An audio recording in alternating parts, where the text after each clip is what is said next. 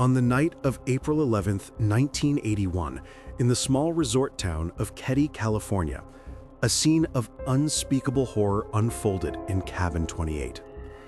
What happened there remains one of the most brutal and baffling unsolved murders in American history. A crime so savage that even hardened investigators were left shaken. Sue Sharp had moved to Keddie with her 5 children, seeking a fresh start after a difficult divorce. They rented Cabin 28 in the Keddie Resort, a collection of small cabins in the Sierra Nevada mountains. The area had fallen into disrepair, and most cabins were occupied by struggling families trying to make ends meet. That April night, Sue's oldest sons were away, leaving her at home with her daughter Tina, 12, and sons John, 15, and the 2 younger boys Rick and Greg, who were 10 and 5. John had a friend, Dana Wingate, 17, staying over. It seemed like a normal sleepover in a struggling but loving household. Sometime between midnight and 1 a.m., someone entered Cabin 28. What followed was a frenzy of violence that suggested deep personal rage.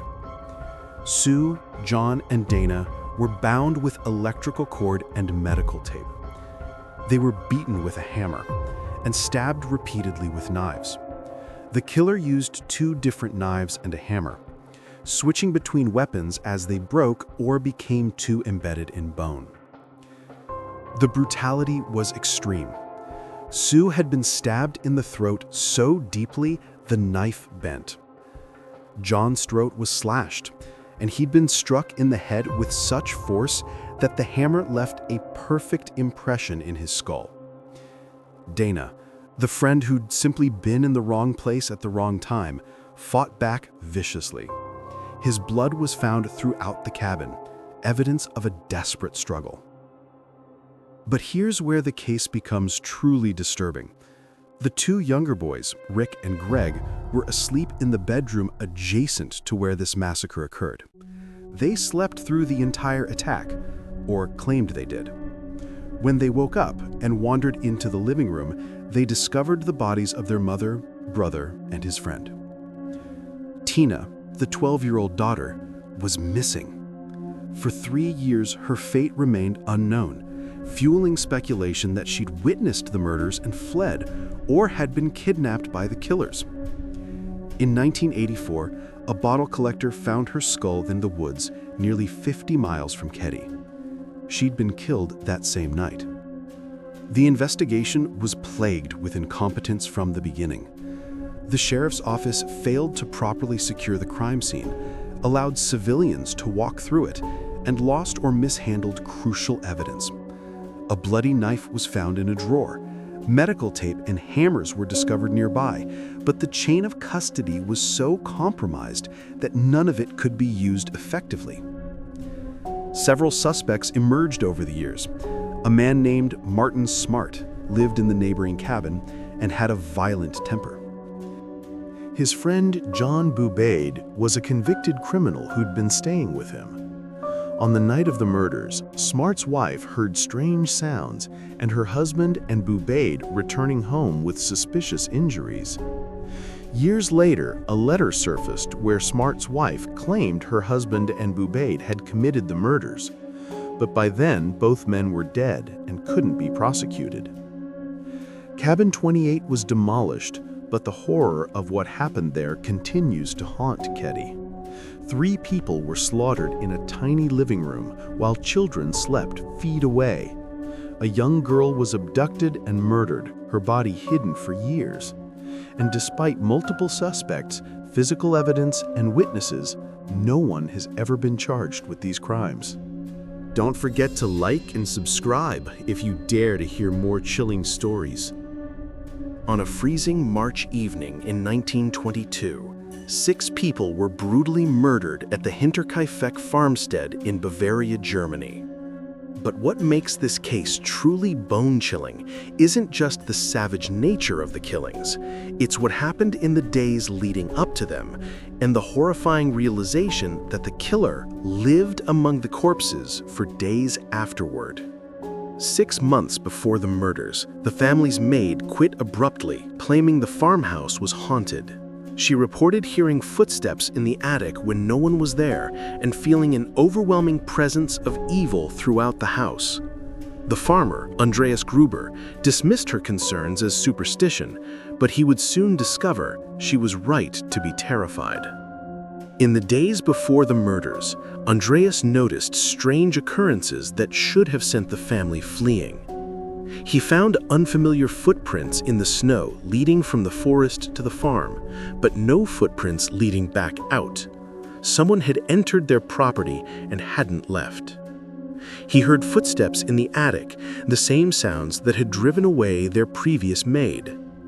A strange newspaper appeared on the property that no one had ordered or brought home. Despite these ominous warnings, the Gruber family stayed at Hinterkaifeck. On the evening of March 31st, Andreas, his wife Kazilia, their widowed daughter Victoria, and Victoria's children, Kazilia and Josef, were going about their evening routines when someone struck. The killer lured Andreas and Victoria to the barn, where he ambushed them with a mattock, a pickaxe-like tool. He bludgeoned them to death with such force that their skulls were completely shattered. The killer then entered the house, where the rest of the family waited unsuspectingly. He found Kazilia the elder in her bedroom and beat her to death. The 2 children were killed in their beds. Young Kazilia, who was 7 years old, survived the initial attack. Evidence showed she had pulled out chunks of her own hair in terror and pain, lying wounded for hours before the killer returned to finish what he'd started. But the horror didn't end with the murders. The killer remained at the farmhouse for several days after slaughtering the family. Neighbors reported seeing smoke rising from the chimney and the farm animals being fed and cared for. The killer ate food from the family's kitchen, slept in their beds, and continued the daily routines of farm life while 6 corpses lay scattered throughout the property. When the bodies were finally discovered 3 days later, the crime scene revealed something that still haunts investigators. The bodies had been carefully covered with hay and cloth, almost tenderly arranged. The murderer had taken time to stack them neatly in the barn, suggesting a deeply disturbed mind that felt some twisted form of remorse or ritual compulsion. Despite an extensive investigation involving over 100 suspects, the killer was never found. The farmhouse was demolished in 1923, but the land remains cursed in local memory. Some theorists believe it was Victoria's husband, who had supposedly died in World War I, but might have returned seeking revenge. Others suspect a rejected suitor or a drifter who had been living in the forest nearby. The truth died with the victims at Hinterkaifeck, leaving only questions and the chilling image of a killer casually living among the bodies of an entire family. Don't forget to like and subscribe if you dare to hear more chilling stories. In the spring of 1946, as America celebrated the end of World War II, a small border town straddling Texas and Arkansas became a hunting ground for a sadistic killer who would vanish into legend. The Texarkana Moonlight Murders terrorized 2 states, left 5 dead, and created a phantom that has never been identified. The attacks began on February 22, 1946, when a young couple parked on a rural lover's lane was attacked by a man wearing a white hood over his head with crude eye holes cut out. He beat them both savagely, but let them live. It seemed like a random assault, and police treated it as such. 3 weeks later, on March 24th, another couple wasn't so fortunate. Richard Griffin and Polly Ann Moore were found shot to death in Griffin's car on a lonely road. Both had been shot in the back of the head, execution style. Polly Ann had been sexually assaulted. The killer had fired from extremely close range, suggesting he'd forced them into position before coldly executing them. The small community was rattled, but the worst was yet to come. On May 3rd, the killer changed his pattern, attacking a couple in their own home. Virgil and Keddie Starks were in their farmhouse when shots rang out through the window. Virgil was killed instantly. Keddie, though shot twice in the face, miraculously survived and managed to escape to a neighbor's house. She gave police a description of a man fleeing the scene, but it was too vague to be useful. Then, as suddenly as the attacks began, they stopped. No more murders occurred, leaving investigators and the community in a state of perpetual dread, waiting for the phantom to return. He never did. The investigation was one of the largest in Texas history, involving Texas Rangers, FBI agents, and local police. Despite hundreds of suspects and thousands of interviews, the killer was never identified. The white hood he wore has led to decades of speculation. Was it a returning soldier suffering from combat trauma? A local resident hiding in plain sight? A drifter who moved on to kill elsewhere? The case inspired the 1976 horror film The Town That Dreaded Sundown and continues to fascinate true crime enthusiasts. Some believe the killer was Yule Swinney, a petty criminal whose wife claimed he'd confessed to the murders, but there was never enough evidence to charge him. Others point to various suspects who died with their secrets. What makes the Texarkana Moonlight murders so terrifying isn't just the brutality or the body count. It's the calculated nature of the attacks, the 3-week intervals, targeting young couples in their most vulnerable moments. It's the image of a hooded figure emerging from the darkness, a phantom who killed without apparent motive and disappeared without a trace, leaving a community forever scarred and a mystery that has lasted nearly 80 years. Don't forget to like and subscribe if you dare to hear more chilling stories. On a cold February afternoon in 1957, a young college student named Frank was checking his muskrat traps in a wooded area of Fox Chase, Philadelphia. As he pushed through the underbrush along Susquehanna Road, something caught his eye that would haunt him for the rest of his life. Partially hidden beneath bare branches lay a large cardboard box, the kind used to transport baby bassinets. Frank approached cautiously, and when he lifted the lid, he stumbled backward in horror. Inside was the naked body of a small boy, no more than 4 or 5 years old, carefully wrapped in a plaid blanket. The child had been placed in the box with disturbing care. His body was clean, his fingernails freshly trimmed, his hair recently cut in an unusual, choppy manner, as if someone had tried to disguise his appearance. But his fragile body told a story of unimaginable suffering. Bruises covered his arms, legs, and face. His eyes were partially open, staring at nothing, frozen in whatever terror he'd experienced in his final moments. What struck investigators most was how meticulously the killer had tried to erase this child's identity. No clothes, no identification, nothing that could lead back to who he was or where he came from. The boy had literally been thrown away like garbage, but with a strange gentleness that suggested conflicted emotions from whoever had placed him there. The Philadelphia Police Department launched one of the most extensive investigations in the city's history. They distributed over 400,000 flyers showing the boy's photograph, hoping someone would recognize him. The flyers were sent to every police department, post office, and public building across America. Surely someone must be missing this little boy. But no one came forward. Detectives pursued every lead, no matter how small. A man came forward claiming he'd bought the bassinet box from a nearby J.C. Penney store. Police tracked down every customer who'd purchased that specific model.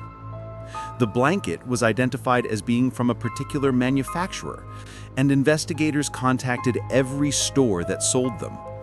All roads led nowhere. The most heartbreaking discovery came when police found a letter G carved into one of the box's flaps, barely visible. Was it the boy's initial? A clue left by the killer? Or just a meaningless mark from the factory? That single letter became a symbol of how close, yet how impossibly far investigators were from solving this case. As years passed, theories emerged. Some believed the boy was the illegitimate child of a prominent family, killed to hide shame. Others thought he might have been purchased or kidnapped, abused, and murdered by someone with no connection to his birth family. A psychic claimed the boy belonged to a foster family who'd beaten him to death and disposed of his body. But her story was compelling and detailed, but investigators couldn't find any concrete evidence to support her claims. Was she telling the truth? Or was she another person haunted by this case, constructing false memories? The boy was buried in Potter's Field, a cemetery for unknown and unclaimed bodies. But the community of Philadelphia couldn't let him rest in anonymity. Donations poured in for a proper headstone that read America's Unknown Child. For decades, a woman named the Vidocq Society member regularly visited his grave, leaving toys and flowers, ensuring this forgotten child wasn't alone. Modern technology has brought new hope. In recent years, DNA testing has been performed on the boy's remains and compared against genetic databases. Forensic genealogy, the same technique that caught the Golden State Killer, is being applied to this cold case. Scientists have created new facial reconstructions showing what the boy looked like in life, hoping someone might finally recognize him. But as of today, more than 65 years after his small body was found in that cardboard box, the boy remains nameless. Somewhere in this country, there might be siblings who never knew what happened to their brother. Perhaps there are relatives who were told he was adopted or sent away. Someone knows this child's name, but that knowledge has remained locked away for over half a century. The case of the boy in the box represents every parent's nightmare and every... If these stories sent chills down your spine, don't vanish into the darkness without hitting that like button. Share your scariest experience in the comments below, because your story might be featured next. And remember, the scariest thing is missing out. So subscribe now, before the next nightmare finds you.